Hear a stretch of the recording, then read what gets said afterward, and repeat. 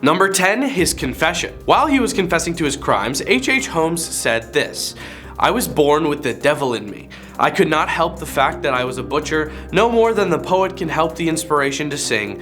I was born with the evil one standing as my sponsor beside the bed where I was ushered into the world, and he has been with me since." Whoa, that's intense. But wait, who is this guy anyways? Well, let me give you the lowdown. Herman Webster Mudgett, better known as Dr. Henry Howard Holmes, or H.H. Holmes, was an American con artist and serial executioner, the subject of more than 50 lawsuits in Chicago alone. Until his execution in 1896, he chose a career of crime, including insurance fraud, swindling, check forging, 3 to 4 bigamous illegal marriages, horse theft, and termination. Despite his confession of 27 terminations, including some people who were verifiably still alive, while waiting execution, Holmes was convicted and sentenced to execution for only one slaughter, that of accomplice and business partner Benjamin Petezel. It is believed he ended 3 of the Petezels' offspring, as well as 3 other mistresses, the offspring of one of his mistresses and the sister of another. Holmes was executed on May 7th, 1896, 9 days before his 35th birthday. Number 9. When he basically said people are too stupid for him. While with a police officer being interrogated, Holmes just went out and said, "I will not pass away by the hand of man," which is a pretty confident thing to say while being interrogated and then later confessing to 27 executions. Let's take a deeper dive into his early life, shall we? Holmes was born as Herman Webster Mudgett in Gilmanton, New Hampshire on May 16, 1861, to Levi Horton Mudgett and Theodate Page Price, both of whom were descended from the first English immigrants in the area. Mudgett was his parents' third-born child. He had an older sister Ellen, an older brother Arthur, a younger brother Henry, and a younger sister Mary. Holmes' father was from a farming family, and at times he worked as a farmer, trader, and house painter. His parents were devout Methodists. Later attempts to fit Holmes into the pattern seen in modern serial executioners have described him torturing animals and suffering from abuse at the hands of a violent father, but contemporary and eyewitness accounts of his childhood do not provide proof of either. Number 8. When he expressed how it felt to be an evil person. While talking to a doctor, Holmes said, "It's fun to be a butcher," which is pretty creepy. Holmes arrived in Chicago in August 1886, which is when he began using the name H.H. Holmes. He came across Elizabeth S. Holton's pharmacy at the northwest corner of South Wallace Avenue and West 63rd Street in Englewood. Holton gave Holmes a job, and he proved to be a hard-working employee, eventually buying the store. Holmes purchased an empty lot across from the pharmacy where construction began in 1887 for a 2-story mixed-use building, with apartments on the second floor and retail spaces including a new pharmacy. A creditor of Holmes, named John DeBroyle, passed away of apoplexy on April 17, 1891 in the pharmacy. When Holmes declined to pay the architects or the steel company, Aetna Iron and Steel, they sued in 1888. In 1892, he added a 3rd floor, telling investors and suppliers he intended to use it as a hotel during the upcoming World's Columbian Exposition, though the hotel portion was never completed. In 1892, the hotel was somewhat completed with 3 stories and a basement. The ground floor was the storefront. Fictionalized accounts report that Holmes constructed the hotel to lure in tourists visiting the nearby World's Fair in order to remove them and sell their skeletons to medical schools. There is no evidence that Holmes ever tried to lure strangers into his hotel to end them, and in fact, none of his likely victims were strangers. Holmes did have a history of selling cadavers to medical schools. However, he acquired his wares through grave robbing rather than execution. That's much better. No moral issues there. Number 7. When he talked about insane people. Holmes used to work at an insane asylum, but was driven away from it. What did he have to say about his experience? Well, this was my first experience with insane persons, and so terrible was it that for years afterwards, even now sometimes, I see their faces in my sleep. So in reality, Holmes is just a big scaredy cat, huh? Speaking of insane asylums, want to know where he went to university? Well, in 1882, he entered the University of Michigan's Department of Medicine and Surgery and graduated in June 1884 after passing his exams. While enrolled, he worked in the anatomy lab under Professor William James Herdman. He was then the chief anatomy instructor, and the two were said to have been engaged in facilitating grave robbing to supply medical cadavers. Holmes had apprenticed in New Hampshire under Nom Wright, a noted advocate of human dissection. Years later, when Holmes was suspected of being a butcher and claimed to be nothing but an insurance fraudster, he admitted to using cadavers to defraud life insurance companies several times in college. Gotta pay for the education somehow. Number 6. When he admitted how he would put people under. To end his victims and put them 6 feet under, Holmes said this to a Chicago paper: "I would give them potassium cyanide. Potassium cyanide releases hydrogen cyanide gas, a highly toxic chemical asphyxiant that interferes with the body's ability to use oxygen. Exposure to potassium cyanide can be rapidly fatal. It has whole body effects, particularly affecting those organ systems most sensitive to low oxygen levels: the central nervous system, or the brain, the cardiovascular system, the heart and blood vessels, and the pulmonary system, the lungs. Potassium cyanide is used commercially for fumigation, electroplating, and extracting gold and silver from ores. Hydrogen cyanide gas released by potassium cyanide has a distinctive bitter almond odor. Others describe a musty old sneaker smell, but a large proportion of people cannot detect it. The odor does not provide adequate warning of hazardous concentrations." Number 5. When he explained how his hotel had to work. "My idea is right. It will work. It must work." Holmes had said this about his hotel. Reports by the Yellow Press labeled the building as Holmes's execution castle, claiming the structure contained secret torture chambers, trapdoors, gas chambers, and a basement crematorium. None of these claims were actually true, though. Other accounts claim that the hotel was made up of 100 rooms and laid out like a maze, with doors opening into brick walls, windowless rooms, and dead-end staircases. In reality, the hotel floor was moderately sized and largely unremarkable. It did contain some hidden rooms, but they were used for hiding furniture Holmes bought on credit and did not intend to pay for. The hotel was gutted by a fire started by an unknown arsonist shortly after Holmes was arrested, but was largely rebuilt and used as a post office until 1938. Besides his infamous execution castle, Holmes also had a one-story factory which he claimed was to be used for glass bending. It is unclear if the factory furnace was ever used for glass bending, because it was speculated to have been used to destroy incriminating evidence of Holmes's crimes. Number 4. When he explains his guilt. "There are none who do not believe I am guilty. I admit it freely. There are many with whom I could have lived happily, but those who know me only from what I have said and done in my confession would dread to associate with me. I am a monomaniac on the subject of ending people, and I have no desire for any peace of mind. I do not wish to be at large, and if it were not for that detective who was still in search of me, I would run my head against the first stone wall in sight." Holmes's termination spree finally ended when he was arrested in Boston on November 17, 1894, after being tracked there from Philadelphia by the private Pinkerton National Detective Agency. He was held on an outstanding warrant for horse theft in Texas because the authorities had become more suspicious at this point, and Holmes appeared poised to flee the country in the company of his unsuspecting third wife. In July 1895, following the discovery of two people's bodies, Chicago police and reporters began investigating Holmes's building in Englewood, now locally referred to as the Castle. Though many sensational claims were made, no evidence was found which could have convicted Holmes in Chicago. According to Seltzer, stories of torture equipment found in the building are 20th century fiction. Number 3. When he said he was turning into the devil. "I'm convinced that since my imprisonment, I have changed woefully and gruesomely from what I was formerly in feature and figure. My head and face are gradually assuming an elongated shape. I believe fully that I am growing to resemble the devil, that the similitude is almost completed." With insurance companies pressing to prosecute him for arson, Holmes left Chicago in July 1894.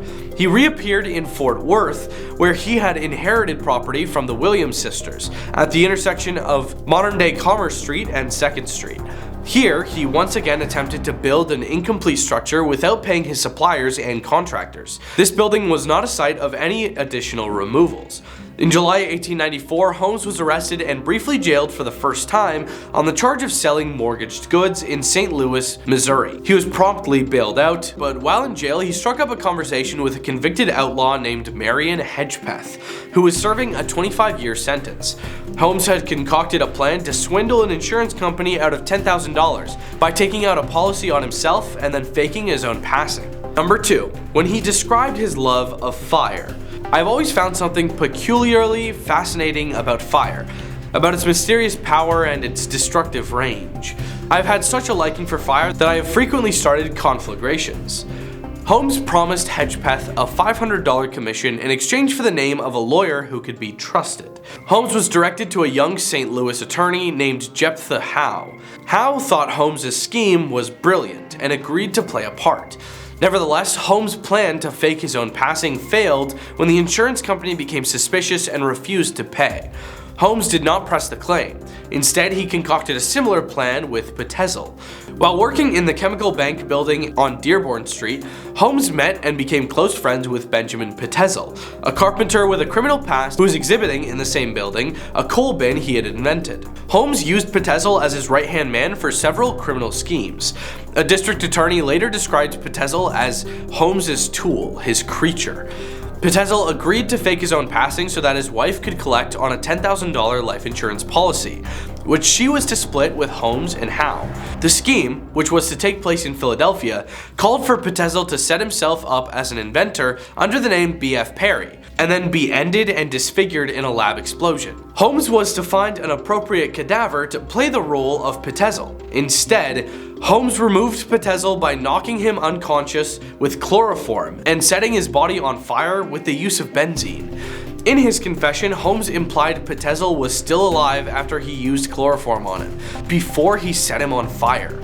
However, forensic evidence presented at Holmes' later trial showed chloroform had been administered after Potassium's passing, presumably to fake taking his own life to exonerate Holmes should he be charged with execution. Number 1. His last words.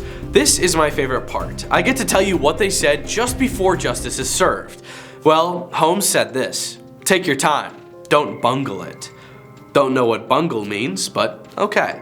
In October 1895, Holmes was put on trial for the termination of Benjamin Potassium and was found guilty and sentenced to execution. Following his conviction, Holmes confessed to 27 slaughters in Chicago, Indianapolis, and Toronto, and 6 attempted slaughters. Holmes was paid $7,500 by the Hearst newspapers in exchange for his confession, which was quickly found to be mostly nonsense. While writing his confessions in prison, Holmes mentioned how drastically his facial appearance had changed since his imprisonment. On May 7, 1896, Holmes was hanged at Moyamensing Prison, also known as the Philadelphia County Prison for the slaughter of Potassium. Until the moment of his passing, Holmes remained calm and amiable, showing very few signs of fear, anxiety, or depression. Despite this, he asked for his coffin to be contained in cement and buried 10 feet deep, because he was concerned grave robbers would steal his body and use it for dissection. Holmes' neck did not break. He instead strangled until his passing slowly, twitching over 15 minutes before being pronounced gone 20 minutes after the trap had sprung. Number 10. When he said that some of the identifications of his victims were wrong. I'm not interested in what the public thinks. My fight is in the courts. And while I have been fighting with the appeal, it has been an uphill battle because I am an unpopular cause. Too much public pressure, too much politics.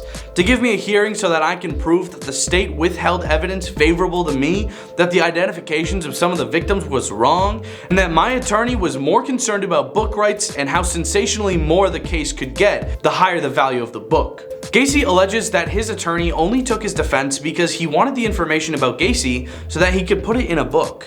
He is asking here for another hearing for his case, perhaps to reduce his sentence to something lighter. Gacy's sentence ended up in execution, as he was sentenced to capital punishment for his crimes. Gacy became a Democratic precinct captain in the Chicago suburbs in the 1970s, and in this capacity he met the wife of Jimmy Carter, Rosalind. There's a famous photo of Gacy with Carter, which she signed to John Gacy, best wishes, Rosalind Carter, Chicago, Vronsky. Someone said that this was a big part of the Democratic Party machine at the time, and Gacy was heavily involved, even acting as a marshal in a Polish parade. Number 9, when he said Jeffrey Dahmer was more insane than him. If Jeffrey Dahmer doesn't meet the legal test for insanity, God help the one that does meet it. It has to really be something.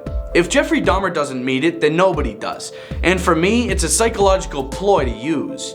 Jeffrey Dahmer didn't end up being legally insane. The reason why Jeffrey Dahmer's insanity defense was rejected is because the jury did not see clear and convincing evidence of how Jeffrey Dahmer's mental condition caused him to commit the crimes without understanding the wrongness of his actions. If you are wondering if Gacy himself met the legal test for insanity, here's a quote directly from an official law review from West Virginia University in 1984. Given the psychiatric evaluation of Gacy, neither a criminal sentence nor a program of treatment for a mentally disordered offender may be adequate or appropriate.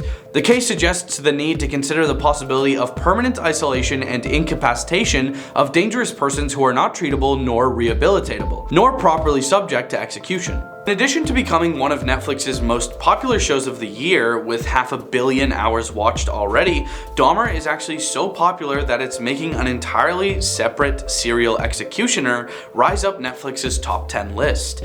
That would be the true crime docuseries Conversations with a Terminator, the John Wayne Gacy tapes, which is a 3-episode, 3-hour documentary that features details of Gacy's slaughters and interviews with the man himself. Number 8, when he was trying to convince the court that he was truly insane or had no knowledge of the crimes committed. No, I don't think that's possible. After 14 years under truth serum, had I committed the crime, I would have known it.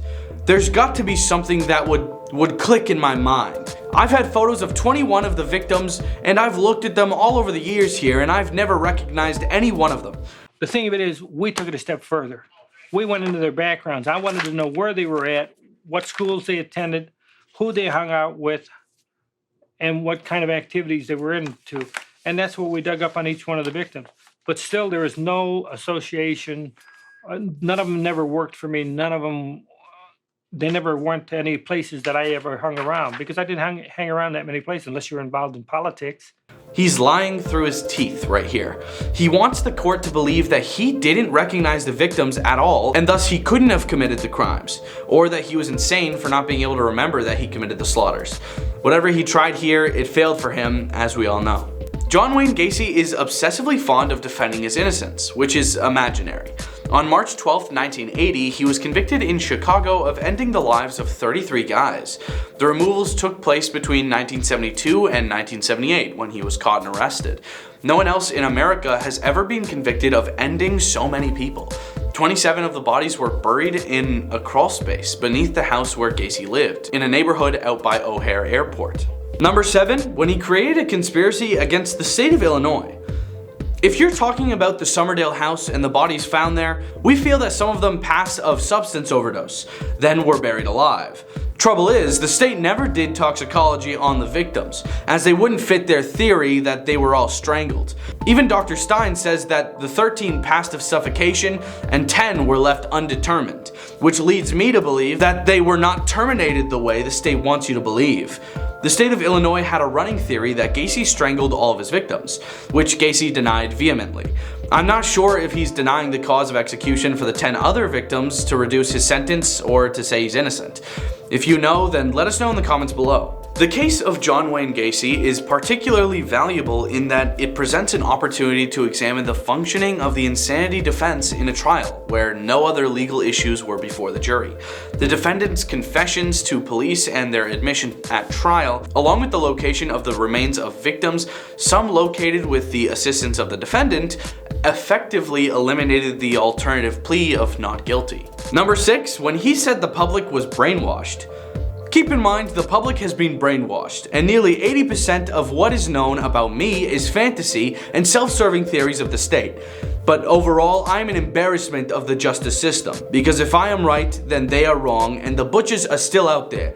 For political reasons, it would be better that I drop out of life. Then they could all say what a great job they've done, and nobody else would be pushing for the truth to come out. People don't want to know the truth and the honesty of it.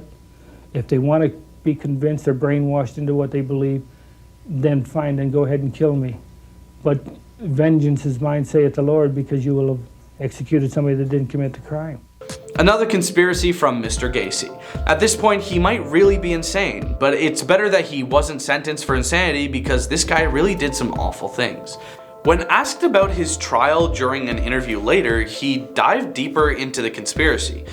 Okay, you sold a car to your employee Michael Rossi that belonged to one of the victims, John Syke. Yet you deny this, said the interviewer. Gacy replied, "That's true. This came out at trial too. Yet it's not true, and even the state knew this and covered it up." The Bureau of Scientific Services in Maywood, Illinois on March 27, 1979, a year before the trial. This report showed that the handwriting samples were taken from me, from John Syke, the victim, and from Michael Rossi, and they were compared to the motor vehicle title R1209194 and the other questionable vehicle transfer papers. The result of the findings was that all the names were forged by Michael Rossi, as it was all done in his handwriting. Yet at trial, even knowing this, the state told the jury that John Wayne Gacy did this. My defense attorney never objected to it because they thought it didn't harm my case. Number 5. When he explained why he marked the spot in the garage where some of the bodies were hidden. Yes, I marked the spot in the garage. When I was back at the house on December 22nd, they had asked me to. With all the rebuilding of the garage, which was the last area of concrete, in the last area where the concrete was poured, and they handed me an orange spray can and I put an X. That's it. An X over the spot in the corner of the garage where I thought the last area was poured.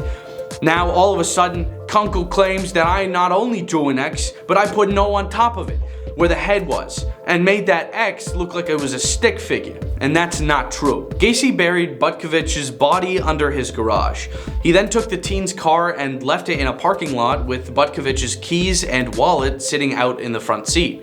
Butkovich's parents were convinced that Gacy was involved in the boy's disappearance and called police at least once a week for nearly 2 years, urging them to investigate Gacy. Had the police followed the Butkovich's instructions, the lives of at least 30 other young men and teenage boys could have been spared. Unfortunately for the victims, the cops hadn't put in any effort in finding the bodies. Number 4, when he talked about whether or not there was an odor in the Somerville house. This one's kinda gross.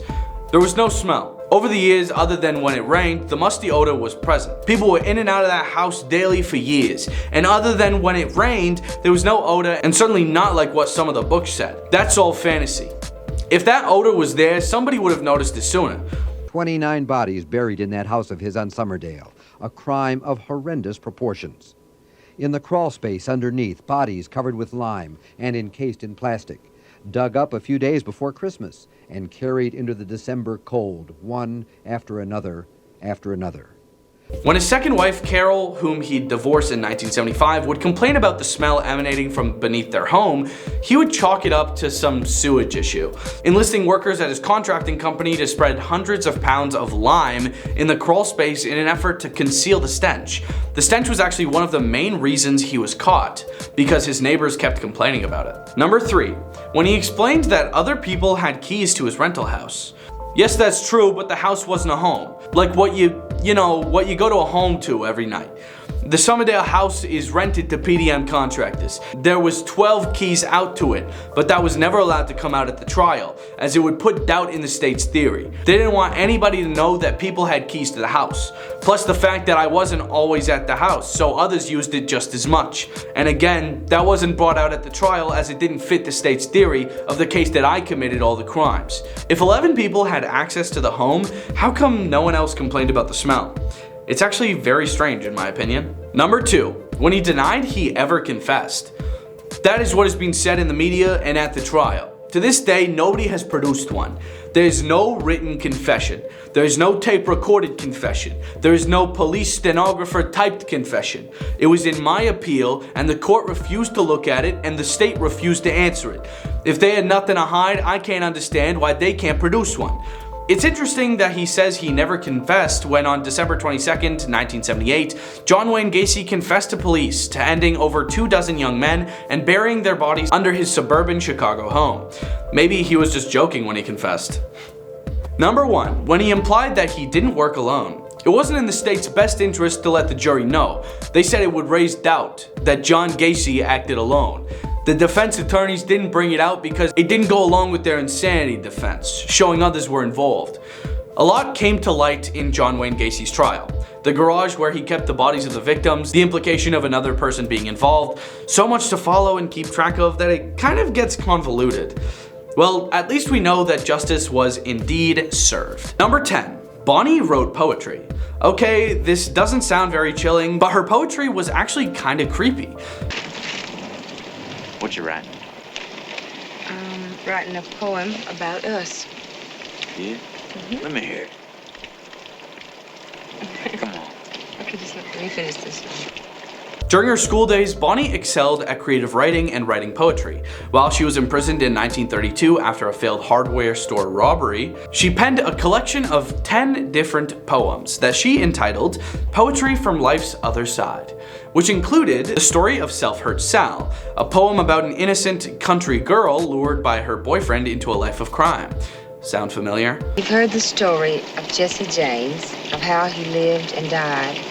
If you're still in need of something to read, here's the story of Bonnie and Clyde. You think if I sent that into newspapers it'd print it? I'm gonna do it. 2 weeks before her passing, Bonnie gave a strangely accurate poem about the future of her life to her mother entitled The Trail's End, that finished with the verse, "Someday they'll go down together, and they'll bury 'em side by side. To a few it'll be grief, to the law a relief, but it's termination for Bonnie and Clyde." That slaps, by the way. That's lyrics right there. You know what you done there? You told my story. You told my whole story right there. One time I told you I was gonna make you somebody, that's what you done for me. You made me somebody they gonna remember. At the end of each point, I'll be giving you guys some stanzas from her poem. Number 9, Bonnie was wearing a ring before her passing, but it wasn't from Clyde. 6 days before turning 16, Bonnie married high school classmate Roy Thornton. The marriage fell apart very quickly, within months, and Bonnie never again saw her husband after he was imprisoned for robbery in 1929. It seems like Bonnie had a thing for bad boys. Soon after, Bonnie met Clyde, and although the pair fell in love, she never divorced Thornton. On the day Bonnie and Clyde were removed from the world in 1934, she was still wearing Thornton's wedding ring and actually had a tattoo on the inside of her right thigh, with 2 interconnected hearts labeled Bonnie and Roy. Clyde really got the short end of the stick there. No tattoo, no ring. Dang. The first stanza is this. You've read the story of Jesse James, of how he crossed the Great Divide. If you're still in need of something to read, here's the story of Bonnie and Clyde. Now, Bonnie and Clyde are the Barrow Gang I'm sure you all have read. How they rob and steal, and those who squeal are usually found filled with lead. Number 8, Clyde was rejected from the US Navy. As a teenager, Clyde attempted to enlist in the US Navy, but lingering effects from a serious boyhood illness, possibly malaria or yellow fever, resulted in his medical rejection. It was a hard blow for Clyde, who had already tattooed USN on his left arm. This really is a testament to tattoos. You gotta make sure it's worth it when you get a tattoo. Clyde really should have waited until his acceptance letter arrived for him to get that. Clyde was indeed very pro-Navy and was actually photographed in a sailor suit a couple times. It definitely wasn't a real sailor suit because, you know. The minimum age for enlistment in the US Navy jumped back and forth between 17 and 18 years old. But by the time his birthday rolled around in March of 1926, the enlistment age was 17. By the end of that year, Clyde had been arrested for stealing a car, and even though charges were eventually dropped, this police record may have been enough to prevent him from enlisting if he hadn't failed the physical. Here's the next stanza. There's lots of untruths to these write-ups. They're not as ruthless as that. Their nature is raw. They hate all the law, the stool pigeons, spotters, and rats. They call them cold-blooded butchers. They say they are heartless and mean. But I say this with pride that I once knew Clyde when he was honest and upright and clean. Number 7. Speaking of that car he stole, the notorious criminal Clyde Champion Barrow was first arrested in 1926 for automobile theft after failing to return a car he had rented in Dallas to visit an estranged high school girlfriend. The rental car agency dropped the charges, but the incident remained on Clyde's arrest record. Just 3 weeks later, he was arrested again alongside his older brother, Ivan Buck Barrow, for an even more farcical crime possession of a truckload of stolen turkeys. The turkeys, it turned out, were stolen, and both brothers were arrested. Clyde didn't go to jail, that time at least, but the incident earned him a reputation. Turkey Man Clyde. Law fooled around, kept taking him down, and locking him up in a cell. Till he said to me, "I'll never be free, so I'll meet a few of them in hell." The road was so dimly lighted, there were no highway signs to guide, but they made up their minds, if all roads were blind, they wouldn't give up till they lied. Number 6. Clyde chopped off 2 of his toes in prison. While serving a 14-year sentence in Texas for robbery and automobile theft in January 1932, Clyde decided he could no longer endure the unforgiving work and brutal conditions at the notoriously tough East Ham prison farm. In the hopes of forcing a transfer to a less harsh facility, Clyde severed his left big toe and a portion of a second toe with an axe, although it is not known whether he or another prisoner wielded the sharp instrument. The self-mutilation, which permanently crippled his walking stride and prevented him from wearing shoes while driving, ultimately proved unnecessary as he was released on parole 6 days later. Another example of Clyde really getting the timing wrong on another big decision. It seems Bonnie was the brains of the operations, because if it was Clyde, I think they'd be unlucky in their robberies. The road gets dimmer and dimmer. Sometimes you can hardly see. But it's fight man to man and do all you can, for they know they can never be free. From heartbreak, some people have suffered. From weariness, some people have cried. But take it all in all, our troubles are small till we get like Bonnie and Clyde. Number 5. Bonnie and Clyde, notorious bank robbers, actually didn't like robbing banks. Take that in. Bonnie, Clyde, and their associates went on a crime spree from the summer of 1932 through the spring of 1934, so they're often associated with other famous outlaws of the era, like bank robber John Dillinger. But the Barrow Gang, Clyde was the undisputed leader, considered robbing banks too much trouble. Instead, they targeted shops and gas stations, which were less risky. That also means they didn't amass large sums of money and resorted to cracking open gumball machines for extra change. Do about Bonnie and Clyde. We will capture them. Write that down and underline it twice. Although often depicted as Depression-era Robin Hoods who stole from rich and powerful financial institutions, Bonnie and Clyde staged far more robberies of mom-and-pop gas stations and grocery stores than bank heists. It's kind of disappointing. If a policeman is ended in Dallas and they have no clue or guide, if they can't find a fiend, they just wipe their slate clean and hang it on Bonnie and Clyde. There's 2 crimes committed in America, not a credit to the Barrow mob. They had no hand in the kidnap demand, nor the Kansas City depot job. Number 4. Bonnie was involved in a car accident that left her with a limp. On the night of June 10th, 1933, Clyde, with Bonnie in the passenger seat, was speeding along the rural roads of North Texas so quickly that he missed a detour sign warning of a bridge under construction. The duo's Ford V8 smashed through a barricade at 70 miles per hour and sailed through the air before landing in a dry riverbed. Scalding acid poured out of the smashed car battery and severely burned Bonnie's right leg, eating away at her flesh down to the bone in some places. As a result of the 3rd-degree burns, Bonnie, like Clyde, walked with a pronounced limp for the rest of her life, and she had such difficulty walking that at times she hopped or needed Clyde to carry her. That's a good boyfriend right there. Except when he crashed their car, and when he dragged his girlfriend into a life of crime. Okay, maybe he's not the best boyfriend. A newsboy once said to his buddy, "I wish old Clyde would get jumped. In these awful hard times, we'd make a few dimes if 5 or 6 cops would get bumped. The police haven't got the report yet, but Clyde called me up today. He said, 'Don't start any fights, we aren't working nights, we're joining the NRA.'" Number 3. People at the scene of their passings wanted to take souvenirs of their bodies. On May 23, 1934, a 6-man posse led by former Texas Ranger Captain Frank Hamer ambushed Bonnie and Clyde and pumped more than 130 rounds of steel-jacketed bullets into their stolen Ford V8 outside Sales, Louisiana. After dozens of robberies and 13 slaughters in their name, Bonnie and Clyde's crime spree had finally come to an end. With acrid gun smoke still lingering in the air, gawkers descended upon the ambush site and attempted to leave with macabre souvenirs from the bodies of the outlaws still slumped in the front seat. According to Jeff Gwynn's book, Go Down Together, one man tried to cut off Clyde's ear with a pocket knife, and another attempted to sever his trigger finger before the lawmen intervened. One person in the ordeal, however, managed to clip locks of Bonnie's hair and swaths of her blood-soaked dress. That guy's a lucky guy. He must be selling it on Etsy right now. From Irving to West Dallas Viaduct is known as the Great Divide, where the women are kin and the men are men, and they won't stool on Bonnie and Clyde. If they try to act like citizens and rent them a nice little flat.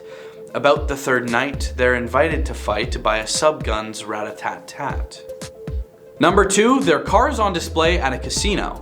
Following the ambush of Bonnie and Clyde, a Louisiana sheriff who was a member of Hamer's 6-man posse claimed the pockmarked Ford V8 sedan still coated with the outlaws' blood and tissue. A federal judge, however, ruled that the automobile stolen by Bonnie and Clyde should return to its former owner, Ruth Warren of Topeka, Kansas. Warren leased and eventually sold the car to Charles Stanley, an anti-crime lecturer who toured fairgrounds with the Demise car, and the mothers of Bonnie and Clyde in tow as sideshow attractions. Still speckled with bullet holes, the Demise car is on display at Whiskey Pete's Resort and Casino near Las Vegas, Nevada. Hey, isn't that Malcolm there? They don't think they're too smart or desperate. They know that the law always wins. They've been shot at before, but they do not ignore that demise is the wages of sin. Someday they'll go down together. They'll bury them side by side. To few it'll be grief, to the law a relief, but it's demise for Bonnie and Clyde. Number 1, they were buried separately. Although linked in life, Bonnie and Clyde were split after their passings. While the pair wished to be buried side by side, if you remember her poem, Bonnie's mother, who had disapproved of her relationship with Clyde, had her daughter buried in a separate Dallas cemetery. Clyde was buried next to his brother Marvin underneath a gravestone with his hand-picked epitaph, "Gone but not forgotten." Stories about how Bonnie and Clyde met vary. One account written after their passings says Clyde visited a female friend's house while Bonnie made hot chocolate in the kitchen. Others say they met at a party, but nearly everyone agrees that they were inseparable from the start. As one member of their gang put it, Bonnie was like Clyde. They had grit. They meant to stay free or go down together. Number 10. He was always fascinated by terminating things. Edmund Emil Kemper III, born on December 18, 1948, had a contentious relationship with his beverage-addicted mother, Clarnell Strandberg, who moved him and his 2 sisters from Burbank, California to Montana after she divorced his father in 1957. He showed signs of severe mental disturbance from an early age, when he would cut off the heads of his sisters' dolls and even coerced his sisters into playing a game called Gas Chamber, in which he had them blindfold him and lead him to a chair where he pretended to writhe in agony until he passed away. At 10, he buried one of the family cats alive, and at 13, he ended another with a knife. Abuse of animals is a really early sign of psychopathy, so if you know any scumbag that does those things to animals, then keep a distance and maybe tell someone you trust. It started with surrogates at a non-human level. Physical objects, my possessions, other people's, destruction of things that are cared about. And then destruction of things that are living on a lower level, small animals, insects, animals, and then finally people. Number 9, he ended his own grandparents. After sending him to live with his father, briefly in the hopes this would cure his behavior, I wanted to be with my father, and I wanted to get away from my mother because I was dreaming, thinking, fantasizing all day long. I couldn't get it out of my head. His mother tried passing him on to live with his paternal grandparents in North Fork, California, hoping they could be of more help to him. Unfortunately, she couldn't have been more wrong. After a fight with his grandmother in 1964, then 15-year-old Kemper shot and ended her in the kitchen, and when his grandfather returned to the house, he shot and ended him too. He later explained to authorities that he removed his grandmother to see what it felt like, and that he terminated his grandfather so he wouldn't have to grieve the loss of his wife. And then a month later, I'm up living with my grandparents in the mountains, and 10 months later, I murdered them. Sounds like he thinks it was a service to his grandfather to remove him from the world. Kemper's crimes were deemed incomprehensible for a 15-year-old to commit, and core psychiatrists diagnosed him with paranoid schizophrenia. He was sent to Atascadero State Hospital, a maximum security facility in San Luis Obispo County that houses mentally ill convicts. And I sensed everybody in the world just stopping what they were doing, turning around, saw what I did, and are coming to get me. Number 8, he tricked several medical professionals. Following the slaughter of his grandparents, a variety of tests led to his being diagnosed with paranoid schizophrenia and sent to Atascadero State Mental Hospital, a maximum security facility for mentally ill convicts. When he was released at the age of 21, the professionals at the hospital declared him to be a perfect example of the benefits of rehabilitating youthful offenders. This statement, written by his probation officer upon completion of the program, makes this painfully clear. If I were to see this patient without having any history available or getting any history from him, I would think that we're dealing with a very well-adjusted young man who had initiative, intelligence, and who was free of any psychiatric illness. It is my opinion that he has made a very excellent response to the years of treatment and rehabilitation, and I would see no psychiatric reason to consider him to be any danger to himself or to another member of society. And since it may allow him more freedom as an adult to develop his potential, I would consider it reasonable to have a permanent expunction of his juvenile records. Number 7, he was a state trooper. In 1969, at the age of 21, Kemper was released from Atascadero State Mental Hospital, where he had been committed following the slaughter of his grandparents. He attended community college in the hopes of bettering himself, all the while still living with his mother. He desperately wanted to be a state trooper, however, he was not accepted to train. Oddly enough, this wasn't because he had been hospitalized following the execution of his grandparents, but because at 6'9" and 300 pounds, he was just too big and too tall. In fact, following his release and after some urging from his mother, Kemper's juvenile record was erased, leaving the troopers with no idea of his previous crimes. Kemper was released on parole on his 21st birthday. Then he went on an 11-month removal spree targeting women. Between May 1972 and April 1973, Kemper butchered 5 college students, a high school student, his mother, and her best friend. He severed the heads of all of his victims except that of his mother's best friend, whom he strangled April 20th, 1973, to support a made-up story that she and his mother had gone away on vacation together. Kemper, who became known as the Co-Ed Butcher, was arrested 4 days later after he drove to Pueblo, Colorado and called the police from a phone booth to confess. Number 6, he tricked people by being in a rush. Elaborate precautions. He drove around universities and picked up hitchhiking co-eds while wearing these glasses. Yeah. These are the ones. Now, would you get in the car with this man? Huh?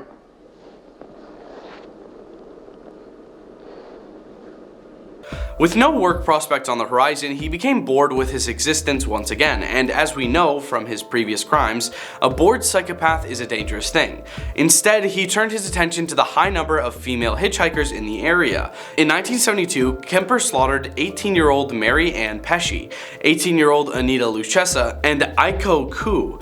In 1973, he slaughtered 19-year-old Cindy Shaw, 23-year-old Rosalind Thorpe, and 21-year-old Alice Liu. He had convinced the young co-eds, who were all in the prime of their lives, that he was not a threat to them, by using a cunning trick to get them into his car. Kemper said, "Some girls weren't really convinced, so I looked at my watch and I sighed, like, come on, I don't have time." And that convinced them. They had the impression I was in a hurry and didn't have time to hurt them. Number 5. He wasn't the only active butcher in the area. Edmund Kemper was not the only active serial butcher in the Santa Cruz area in the early 1970s. 2 other men, Herbert Mullen and John Linley Frazier, were also active in the area. The police even suspected Mullen of having ended 2 of Kemper's victims, while Kemper was initially a suspect in one of Mullen's executions. The police definitely had several investigative issues related to the 3 executioners at the time. Mullen and Kemper both ended people in very gruesome ways, and Mullen was eventually convicted on 10 counts of slaughter, in which he was sentenced to life in prison. The 2 serial butchers also had some interaction while in custody. While in neighboring jail cells, Kemper performed what he called behavior modification treatment on Mullen by giving him peanuts whenever Mullen was good. He sometimes bothered other prisoners by singing, so Kemper splashed water on him. Mullen is still incarcerated and not eligible for parole until 2021. John Linley Frazier was a mass terminator who shot and ended a doctor, his wife, 2 sons, and the doctor's secretary, which led to his conviction and execution sentence in 1971. After California abolished the execution penalty in 1972, his sentence was commuted to life in prison. His odd religious behavior was revealed in the note he left behind at the slaughters, part of which said, "From this day forward, anyone and or everyone or company of persons who misuses the natural environment or destroys same will suffer the penalty of demise by the people of the free universe. I and my comrades from this day forth will fight until demise or freedom against anyone who does not support natural life on this planet. Materialism must go, or mankind will stop." He was found passed away hanging in his cell in 2009 at the age of 63. Number 4, he ended his mother in the most gruesome way. He was released to the one person that authorities at the state mental hospital recommended he never see again. The rage and disdain Kemper felt for his mother finally reached a boiling point in April 1973. On Good Friday, his mother returned home after a night of drinking and began arguing with her son. Kemper then entered her bedroom and bludgeoned her with a hammer before cutting her throat with a knife. He then decapitated the body and later revealed he pinned the head against the wall and screamed at it for an hour whilst throwing darts. He also confessed to ripping out her voice box, which he deemed appropriate as she yelled and screamed at him so much over the years. After hiding the body parts around the house, his mother's close friend came over to the house too, and he strangled her.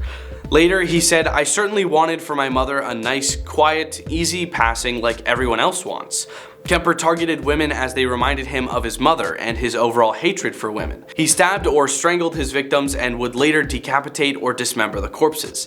Several discarded body parts were found washed up on the shore, and he buried a head in his mother's backyard. The other heads he kept as sickening serial butcher trophies. Ed Kemper has been serving a life sentence in this California prison since 1973. Number 3, he confessed to the police.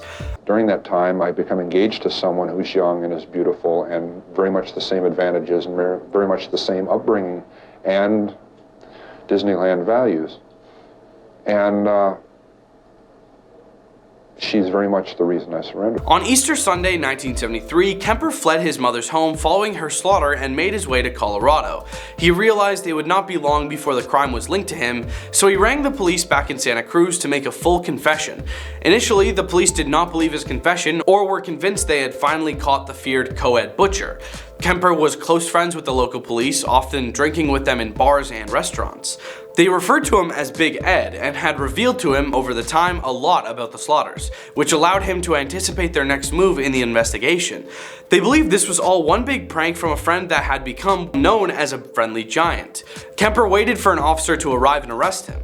He was considered legally sane, and when asked what he believed was an appropriate punishment for his crime, he replied execution by torture. Number 2, he scared an FBI agent. Stanford psychiatrist Donald Lunde interviewed Kemper from 1972 to 1973. The guards would lock them both in a small room, and a panic button under the table would alert them when they finished. Lunde said, "I laughed at the notion that he might attack me. He had no reason to do so, and besides, the panic button would bring a squad of deputies instantly." Kemper then reminded Lunde, "Has it ever dawned on you that I'm a foot taller and weigh damn near twice as you?" When Lunde hit that panic button, it took 7 minutes for the guards to respond. Former FBI agent Robert K. Ressler had a similar interaction with Kemper. Bundled in the same interview room, Ressler hit the panic button and the guards didn't respond. Noticing his panic, Kemper chillingly told him, "If I went ape in here, you'd be in a lot of trouble, wouldn't you? I could screw your head off and place it on the table to greet the guard." The guards entered the room 30 minutes later. That's scary. Number 1, he's still alive today. On November 8, 1973, Kemper was found guilty of first-degree execution. He was sentenced to life behind bars and is currently imprisoned at the California Medical Facility. Since 1977, he has spent his time recording audiobooks and loaned his voice to Flowers in the Attic, The Glass Key, and The Rosary Slaughters, to name a few. He spent more than 5,000 hours in the recording booth at the prison and has received 2 awards for his efforts. However, the serial butcher has no desire to leave prison, as he's quite content living out the rest of his life behind bars. Since 1985, he has waived his right to parole hearings. In 2017, this is his belief. No one's ever going to let him out, and he's just happy. He's just as happy going about his life in prison. In his 70s, he will spend the rest of his days in prison and, at the time of writing, in relatively good health. Kemper has outlived his victims by decades.